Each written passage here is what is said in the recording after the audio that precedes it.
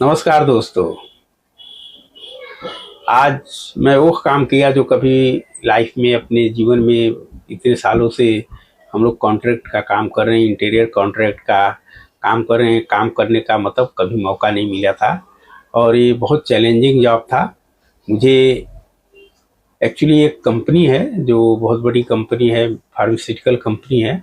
वो कंपनी ने हमें कहा कि एक पेड़ है, ट्री है जो सूख गया है, उसके बंगलों के पास है। अगर वो कटेगा नहीं तो कहीं ना कहीं कभी ऐसा आंधी तूफान आए और वो बंगले पर गिर जाए तो बंगले का काफ़ी बड़ा नुकसान हो जाएगा। उनके जो रूफ है उसका नुकसान हो जाएगा।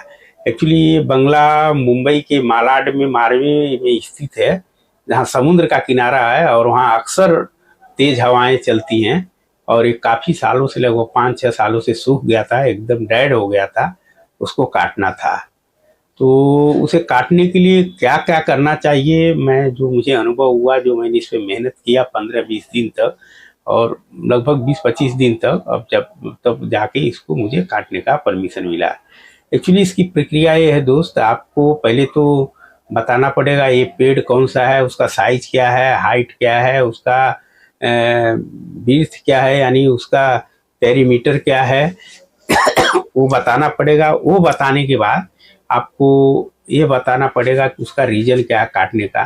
तो रीजन जैसे हम लोग ने बताया था कि ये पेड़ सूख गया है और कभी भी आंधी में, चूंकि समुद्र का किनारा है, कभी भी तेज हवा चलने पर गिरेगा तो उनका प्रॉपर्टी का डैमेज हो जाएगा, बंगले का डैमेज हो जाएगा।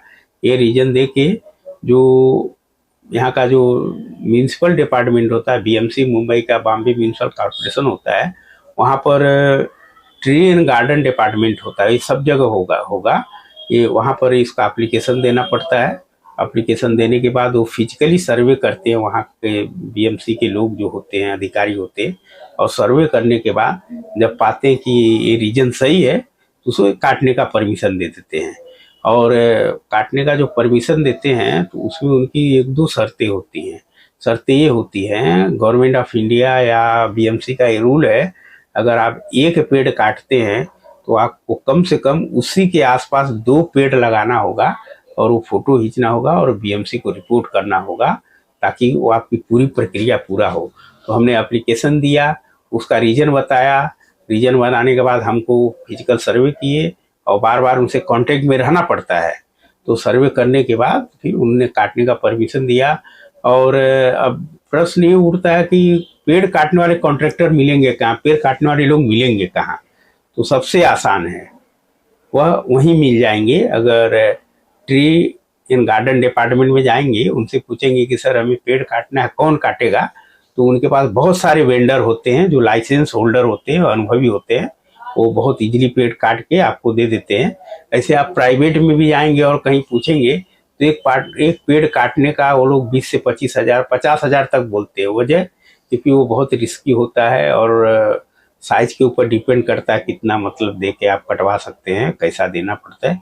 तो इस हिसाब से तो उसका ध्यान रखिए। और मुंबई महानगर पालिका में अगर पेड़ काटते हैं तो आपको उसको उठा के लेके जाना पड़ता है, बीएमसी वाले लेके जाते हैं।